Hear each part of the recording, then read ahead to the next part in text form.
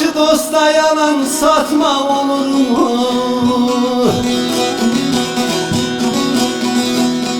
Gemişten şiş gördüm, Polat'tan kebap. Uydurup birbirine takmam olur mu? Takmam olur mu?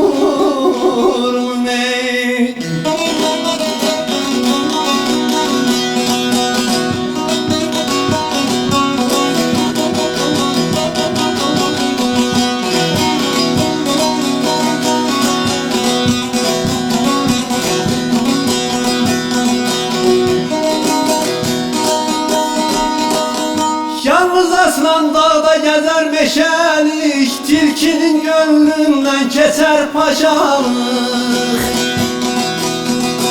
Terlanan itkinlik, kurdan aşnalık.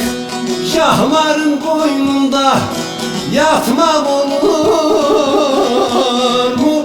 Yatmam olur mu ne?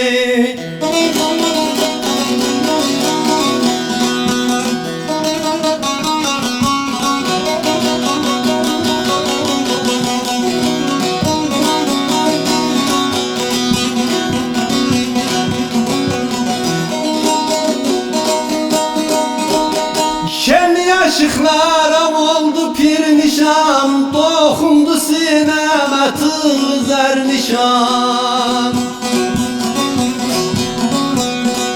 Sonra mayan olur olarsın pişman, doğruya yalanı katma olur